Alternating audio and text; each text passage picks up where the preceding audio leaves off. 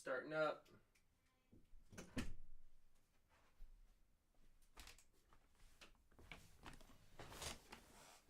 All right. Okay, everybody. How's everybody doing? All right, we're doing something completely different. I just want to see if the hype's there and if you guys want to support this series, or if all you care about is my frustration in Hollow Knight, which hey, okay, we're all a bunch of trolls. Deep down, we always want to see a struggle. Again, I can't have this book without there being a struggle with the character. So is what it is. That's what entertainment is. Watching people suffer. Finding ways out of their suffering, for most people.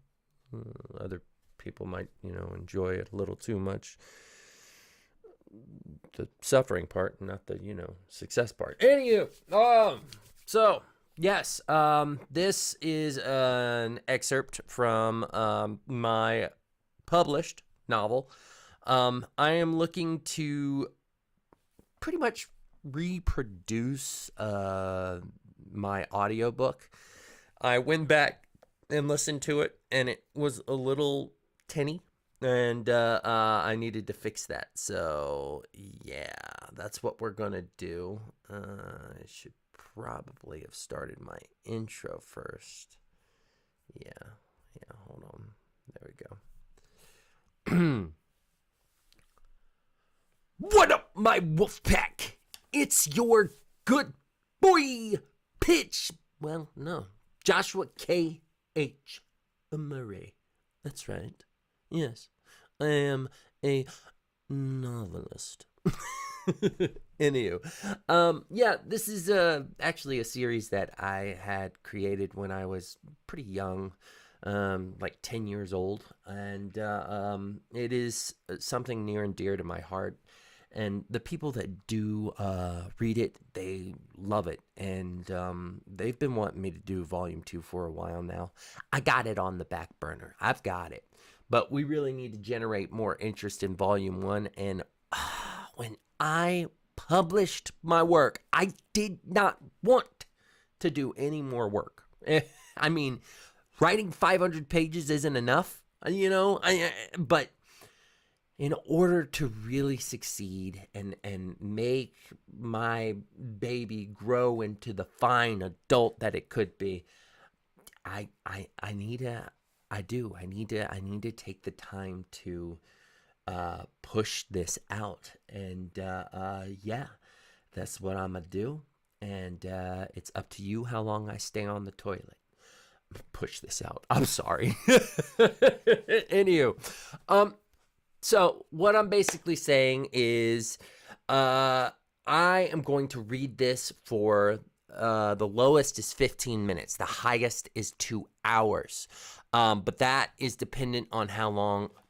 The duration is dependent on y'all's encouragement, okay? So if you follow, if you like, if you do bits or something like that, that encourages me to continue and add another 5 minutes to my reading. So yeah, that's what we're doing for now. Obviously if the hype ain't there, I'll stop at 15 minutes and we will just go back to, Hollow Knight, yeah. Because apparently that's where you succeed, just in the frustration. Everybody just loves seeing all that frustration. But you know what? Hey, I can't say anything because, hey, it's a story, It's the same thing as a book. There's suffering in a book. You wouldn't read a book that doesn't have any, suffering for the main character. Hopefully you don't delight in the suffering, but, you see the suffering and you're rooting for him is all it is. All right? Anywho. So yeah, that's not really trolling. Y'all were rooting for me with Hollow Knight. But I digress. We're going to get into it now. All right.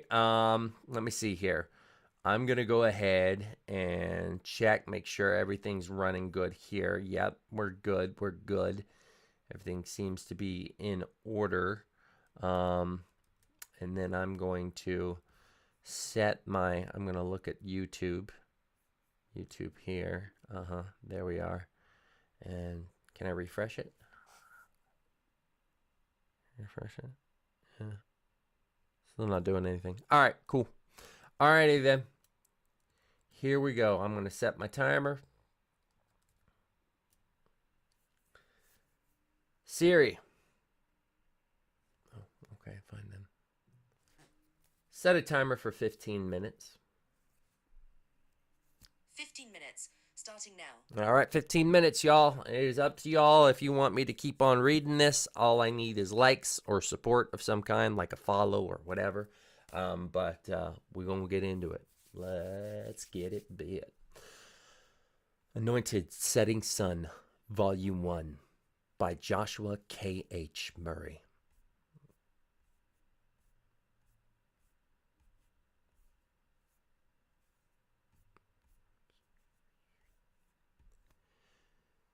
Greetings, Earthians. I've been told the world of Nebulon can be a little overwhelming.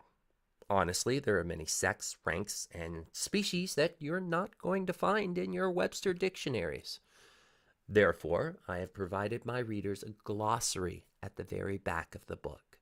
If at any time you guys forget a word or a rank or whatever else may come your way, the Anointed Saga's glossary section will keep you up to date on all that infuriating lingo. Aren't I just the best?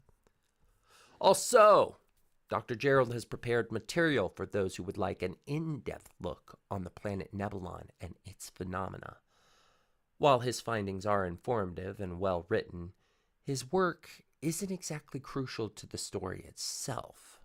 So, if you feel it is too long, feel free to move on to the first chapter. I'm sure he wouldn't be offended.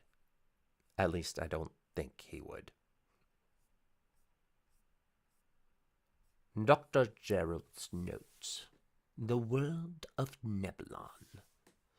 The world of Nebulon has managed to capture my fastidious mind, an accomplishment that cannot be overlooked. I have seen many things in my long years as a scientist, but no experience or finding has demanded my attention as this place and its people do. Their world is most unlike our planet. One distinction is their lack of water. As all of you should have already been taught, the Earth holds an approximate 80% of open water. However, Nebulon only carries 20%. The differential ratio between land mass and bodies of water is reversed when compared to ours. This is because while Earth has many oceans, Nebulonians could only discover one ocean located adjacent to their massive land. In fact, most of Nebulon's denizens had to dig wells to maintain a healthy water supply. But there is more than geographic difference in Nebulon. The inhabitants within this world are quite different than we are as well. One difference is their unique way of aging. Each Nebulonian is born with two wide markings stretching across their jawline to the corners of their mouth and thinning toward the area like the lining from a paintbrush. The color of these markings varies by the person's age. Now, its colors do not provide an exact age, but show instead the ranks of their age. The stages are as follows. Stage 1, infant to toddlers. The male is navy blue, the female's is hot pink. Stage 2, children. The male is bright yellow, and the female is violet. Stage 3, preteens. The male's color is sunset orange, and the female's is ruby red. Stage 4, teens. Both exhibit evergreen color. Stage 5 is adults. Snowy white are the markings for adults, and Stage 6, elders, have a royal golden. These markings are known as either sacred markings or age lines. They are a necessity to determine one's age, simply because with a Nebulonian, you never know. Though it is rare, they can sometimes have abnormal spurts of growth, and that. Oh, finally made a mistake. I was wondering when I was going to make a mistake.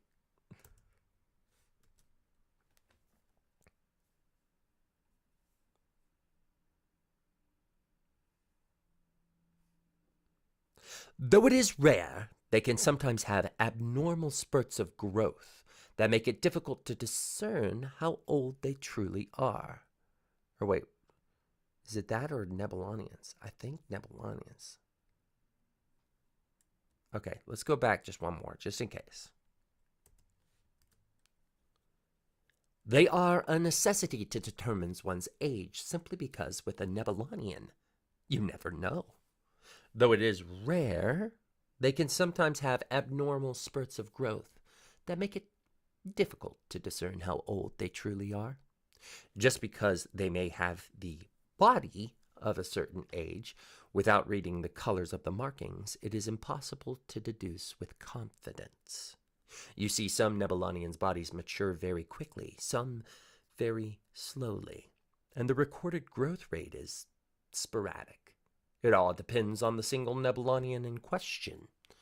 In knowing this, I can say it's possible that mere toddlers could grow to have the body of someone in their 20s, and in turn, people in their elder years could appear like preschool kids. It is for this reason the sacred markings are also called age lines. So far, it seems to be the only thing that allows a Nebulonian to determine one's age effectively.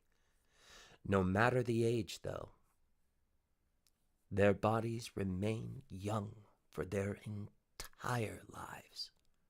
The oldest I've ever been able to record seem to be in their late 20s. Upon further studies, I can say it would not be an exaggeration to claim they are capable of living forever. Desiring to broaden my knowledge on this subject, I threw caution to the wind, and despite how fervently the hunters advised me not to, I interviewed a Nebulonian on the matter. When we broached the bit about aging, he had many things to say that only served to pique my interest all the more. Is it pike or peak, y'all? It's peak. Yeah, okay.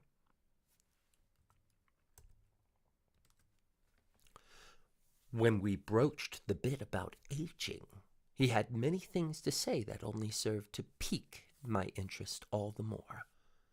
Below is a dialogue of my discussion with this being. All right, I'm gonna actually add a sound effect to this. I'm gonna do a voice recording, yeah. So I'll mark this. There we go, and then we'll get into it. Action. Thank you for agreeing to this anonymous questionnaire. I'll try not to take up much of your time. I would like to talk about your lifespan as a Nebulonian. That's a pretty broad subject. We don't have a set number, per se. Then it is true that you do have a limit? It's true you do not live forever. It's complicated. We get the choice to end our lives or not. My father was 354 years old when he decided to end his. Oh, dear. It's not in the way you think. Technically, we don't do anything save accept the divine invitation. It's the most peaceful way to go, if you ask me. Divine invitation? Yes. It is said to happen when our lives have reached fulfillment, and a messenger sent by our God approaches us with an invitation in their hand. When we sign our names in the space below it, we are taken into paradise. But it's totally consensual. We get to choose whether or not to sign it. And it's not like it's a now or never deal. The angel leaves the letter with the Nebulonian, and they are allowed to sign it whenever they're ready to leave. Though, to stay, that comes with a cost. Please, go on. To avoid overpopulation, anyone who chooses to stay longer will never be able to bear a child afterwards. To stay means you would never impregnate again.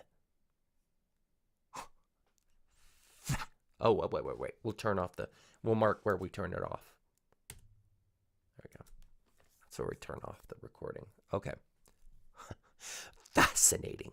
Simply fascinating. Just when I thought my obsession for them had reached its optimal power over me, it expanded to new levels. With every discovery, my hunger for another grew in the pit of my being. I had to know more. I noted the Nebulonian I summoned for this meeting was a little on edge at first, though I hadn't blamed such a reaction. Normally, humans were quick to label these magnificent creatures as their enemy, and on many occasions hunted the poor folk down as monsters. The hunters were certainly no exception. I was glad, though, to see this subject's shoulders. Oh, that's a hard one. Okay. Sally sells seashells by the seashore. Okay.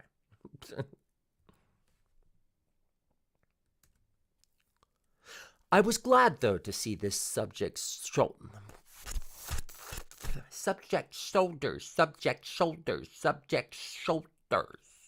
head, shoulders, knees and toes. All right. I was glad, though, to see this subject's shoulders finally relax. After several minutes of questions concerning their culture, he seemed to calm down. Surely he must have seen the wonder in my eyes as he spoke of his world. Perhaps he determined I was not like the other close-minded humans out there. Maybe he saw that I meant him the exact opposite of harm. My goal to learn more and his awareness of my amiable fascination served to help us reach new levels in our discussions. Now I have confirmation that, other than just age identifiers, their markings indeed work as a signal. It is believed by their kind that the markings connected the Nebulonians in powerful ways to their Almighty. This aspect of their markings is considered a sacred blessing. Thus, this explains the other title known as sacred markings. They believed their gift, a term used to explain their unique powers given to each Nebulonian, was given to them through their markings. Banana! What's going on, my guy? I marked it so I can talk to you. How's it going, my dude? Yep, it's going. I've got 2 minutes left on this. Slap a like on it. We'll add another 5 and go from there. All right. Okay. So yeah, let me get back into it. Hey, thank you, man. I appreciate it. I really do. All right. Let me see here. And get back into it somehow. Oh, over here. Okay.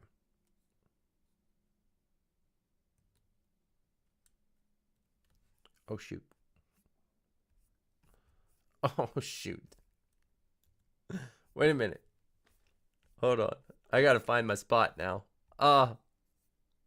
The second you give me praise, too. The second. All right. Okay, here we go. Action. They also believe it was their God's omniscient capability pouring selectively through the markings that allow them to understand every language known to creation, along with the ability to connect to each other and perform a telepathic communication called sacred speech. However, the communication could link only 2 in-range Nebulonians and only allows them to do so when both would will such an action. We even concerned the wildlife in our chat. I've come to find that most of the animals are exactly like Earth's except for one crucial detail. Every animal on Nebulon would eat from the grass. Only Nebulonians are considered omnivores. Some Nebulonians even keep the most ferocious animals known on Earth as pets. Truly peculiar. When I pressed for what his religion was, he had no name for it. That stumped me for quite a while, but in retrospect, I can now comprehend why. All of Nebulon shares the same belief, so there is no need to label it. There are no sects, just one faith shared in unity. Like the Bible, they have documents they refer to as well. But while the Bible is said to be written by men of God, these two books are believed to be written by his angels. The first book is called Eternal Truth, and was written with infinite knowledge that simply could not be contained normally. With every page flipped, another page would materialize at the back of the book. It is unending, and it could not be held by just anyone. Only Nebulonians held in high regard in heaven could open its cover. Any other being would never be able to pry it open. My anonymous friend continued to talk with me and then told me of a Nebulonian named Jonathan, who was called to use his gift to make this book flip to the pages the bearer needed to read. The next book, the Book of Things to Come, prophesies the end of days and how Nebulon and planet Earth would soon rely on the anointed and the chosens of revelations. I didn't know how to react to this final subject. I am only a believer of science, after all, and this continual talk of angels and demons unnerved me a bit. I didn't consider these celestial beings as real, but behind every fabrication, there is truth that caused birth to the legends. Whether it was from God or not, these Nebulonians do indeed have powers beyond my comprehension. Some being or energy of some sort gave them this strength, and that is why I found it very difficult to dismiss this man's belief of how the world would end. Be it God, or demon, or another alien we have yet to discover, something is coming here. And I fear we cannot hope to be prepared for it. Dun, dun, dun! Oh, shoot. I did that again. Oh, no. Oh, no. Now I gotta find it. There we go. All right. Let me look on the YouTube. My time is technically up. I do want to see if a light got put on. Banana, did you like it? Because I'm not seeing a like on here. But if you did, that gives me another 5 minutes I can do.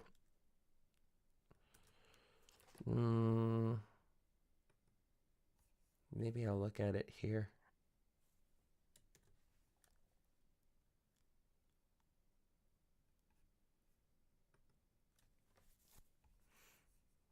Go here.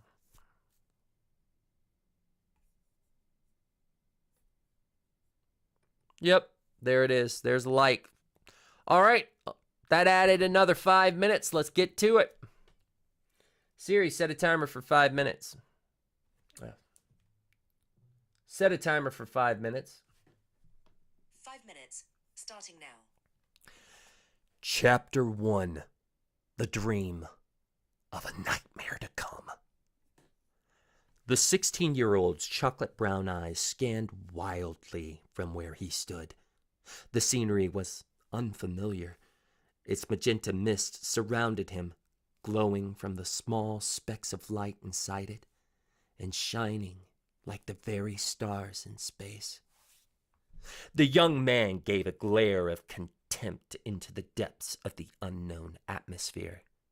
This place was not home, and while it did indeed have a serene countenance, it seemed unresponsive, sleeping. No, this was not his planet, not Nebulon. Nebulon thrived with life, yet this place was empty, extinguished.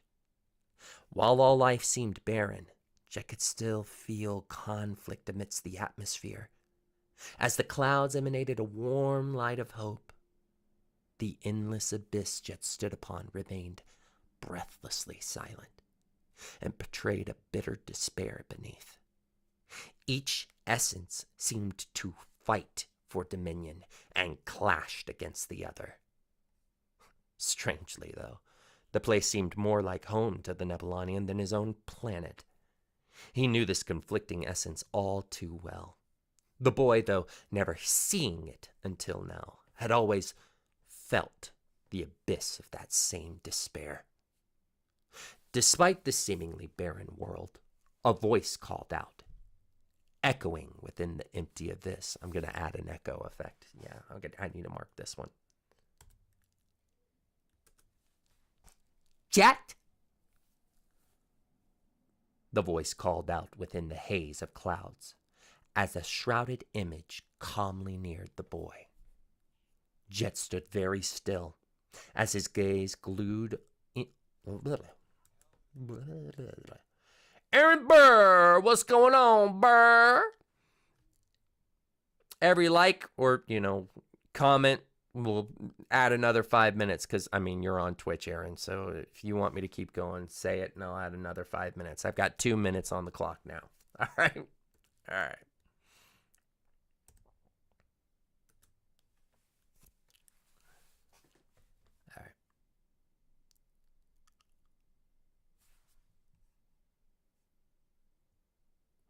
Where did it? Oh, adding 5 more minutes to it. Let's go. Siri, add another 5 minutes. Add another 5 minutes. How long do you want to change it to? Oh, God. Okay. We'll just wait for it to go off and then I'll do 5 minutes. Whatever. All right. Where did I leave off? I don't remember where I left off. All right, so then I'll just do the voice called and then edit it there. All right, that's fine. The voice called within the haze of clouds as a shrouded image calmly neared the boy. Jet stood very still as his gaze glued onto the four-legged silhouette. Despite the blurry image amidst the clouds, a golden star was easily noticeable, causing Jet's eyes to widen in a bewildered frenzy. Oh, this is going to be a thought bubble. Yeah, so we're going to do an effect there. It can't be. There's no way. As the being soon was within a few feet away, there was no denying the truth. A moonwolf. Jet!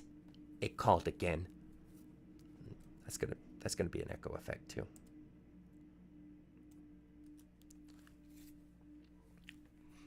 It called again, earning a look of awe this time as it spoke his name. Do you know why you are here? After receiving nothing but a small shake of Jet's head, the pup continued. You're here because of the power sleeping inside you, because of the impact you will have on this universe. Jet's lips fell to a frown of trepidation. Wait, what do you mean by impact? And just who are you?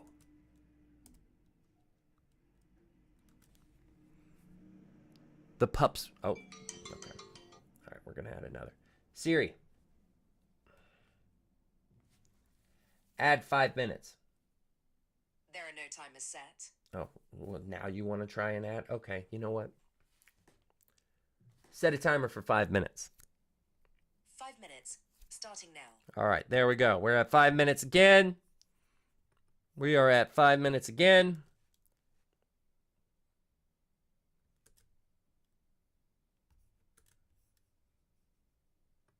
There we go. Awesome. Okay, here we go.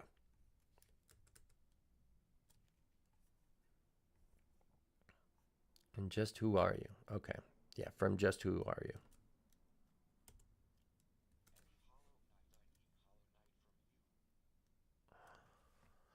The pup's coat of fur was dark blue. It had a bushy gray tail, pointed gray ears, and paws covered in white. Its eyes were amber yellow and displayed a serious gaze toward the baffled teenager before speaking again in its usual voice, which resembled a gleeful child. My name is Warpup.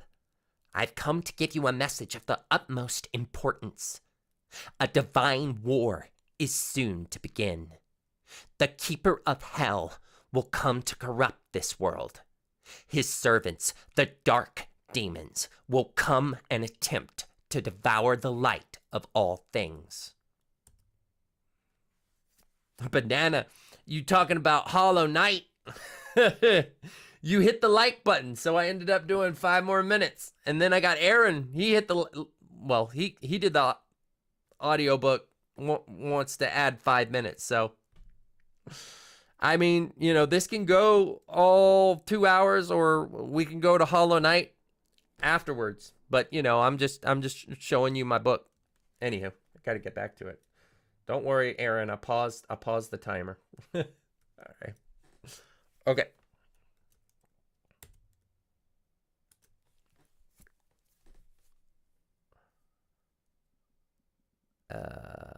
Let's see here. Jet stood there, his mouth gaping, trying to find some words to respond to such a horrible thought. But there's no way. Nebulon's always been protected. Warpup gritted his teeth in disapproval. So she still hasn't told him. Happy to hear it, Aaron. Happy to hear it.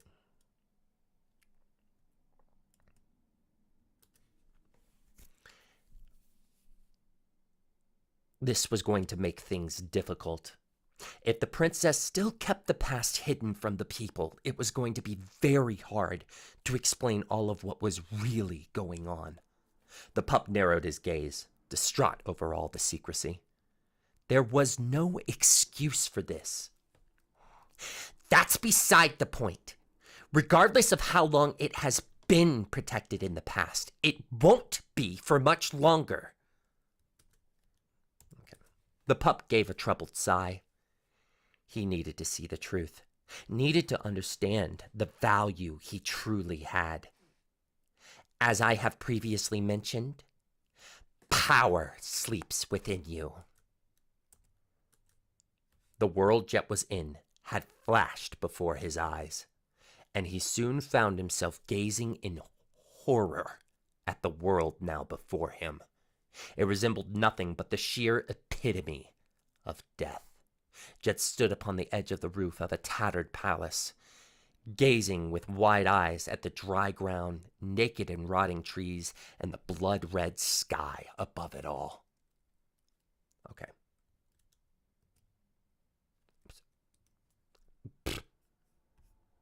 Hold on. I'm getting to you. I just got to mark this.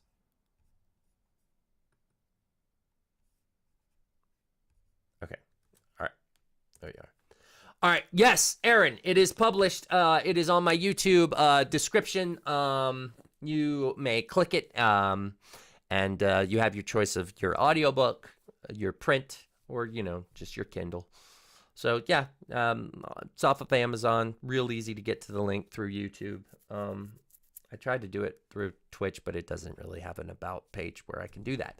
So, yeah, you can get it there. I do appreciate the support. Thanks, man. All right, back to it. Okay.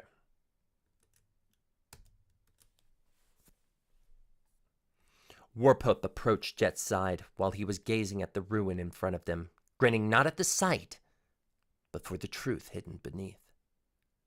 For an entire year, your gift has been growing in strength.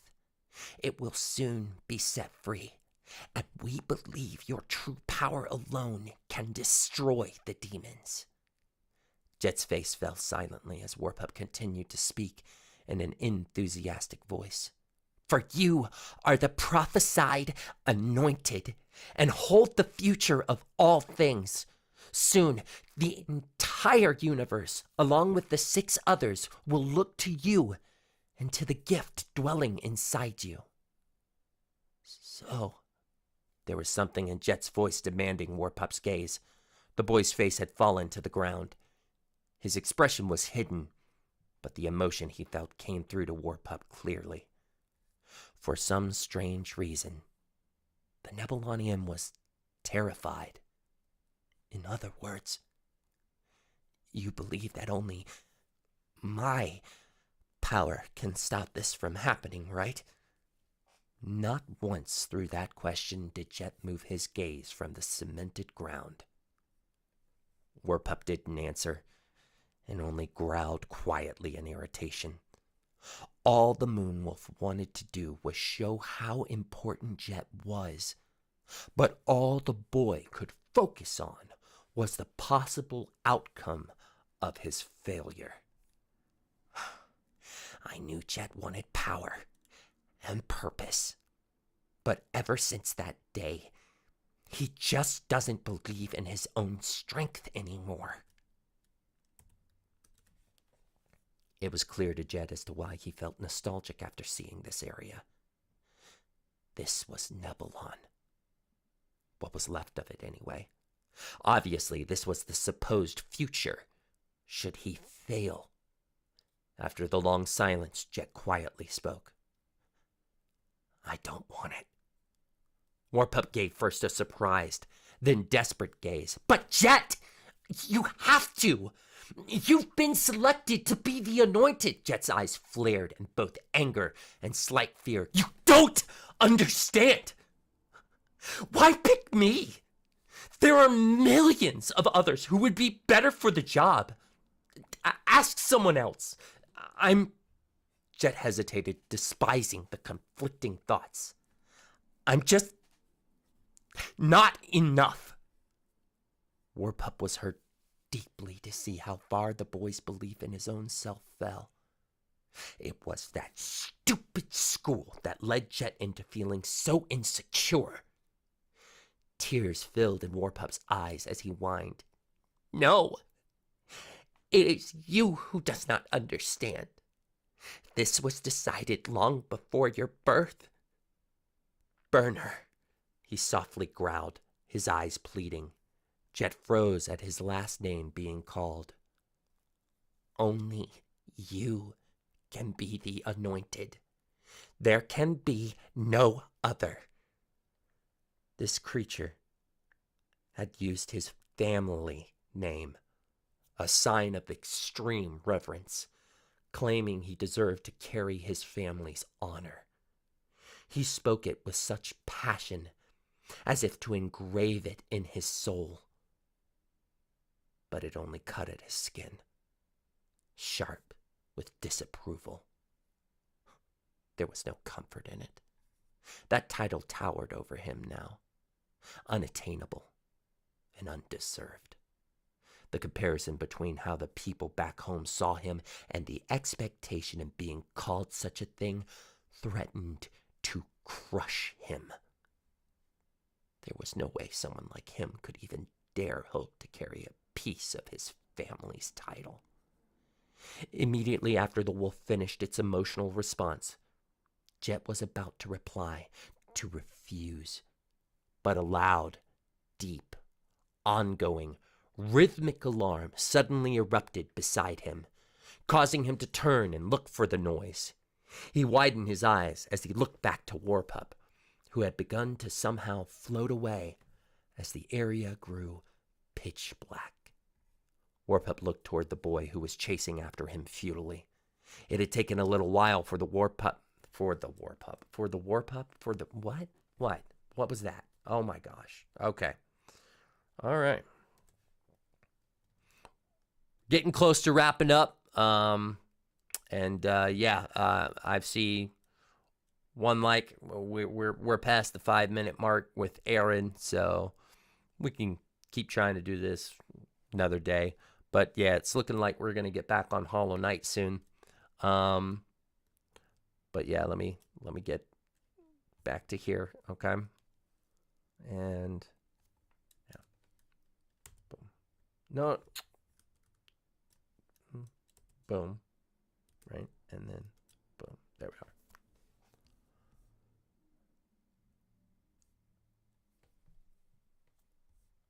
All right. Warpup looked toward the boy, who was chasing after him futilely. It had taken a little while for Warpup to register all that had occurred, but when he did, his desperate... Wait, what? Look back to the Warpup. Yeah, that's where I messed up, right? Yeah.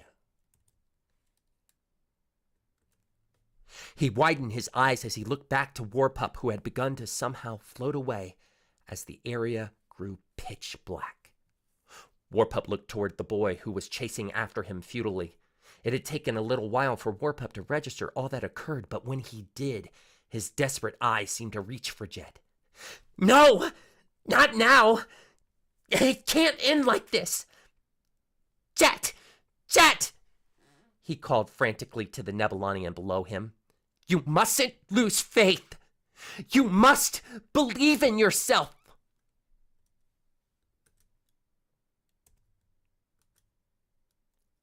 Warpup! Wait! Wait! Jet's eyes slowly opened groggily. His black world soon lightened to find the surroundings different and sickeningly familiar. This was the real world, his planet Nebulon in its true form. He found himself too deep in thought as to take note of the ongoing screech playing from the alarm clock. He gave an unenthusiastic snicker as Warpup's last words played in the back of his head. Believe in myself, huh? Or, no. Believe in myself, huh? He thought as he stared dully at the ceiling fan's cycling blades. I wonder. He narrowed his eyes. Just how long has it been since I've been able to do that? Boom. That's a good stopping point. Good stopping point. All right. So, this was Setting Sun Volume 1. It is already out on Amazon. I am using this audio recording, and I'm going to try and, just read it out again, you know. Obviously, the more hype that this gets, the more I'll read out. But if you did enjoy, please be sure to bite the like, Wolfpack. And thank you so much for hopping on and enjoying it with me. And, if you got questions or comments on a certain scene and all that, I can always just mark it and then talk to you guys and, get back to it later. But yeah, I'm also on a different mic now, so hopefully it has more audio integrity. All right, guys, I'm going to go ahead and turn off the stream, and we're going to get back into Hollow Knight. And, just let me know. Let me know that if this is something that you want me to continue doing. Just, hit the like button, subscribe, all that nonsense. All right, follow, hug me, find me, stalk me, all the normal things. Anywho, all right, so yeah, we're closing out now, and we're gonna get back into Hollow Knight. But it does take a little bit of time to reboot back up because now I've got to switch all of my details again. But here we go. Thank you so much for the support, and for the people that are just watching Setting Sun. I appreciate you. I'll be uploading 2 videos, it looks like. So, all right, here we go. Or here I go. I leave, and then I'm going to come back.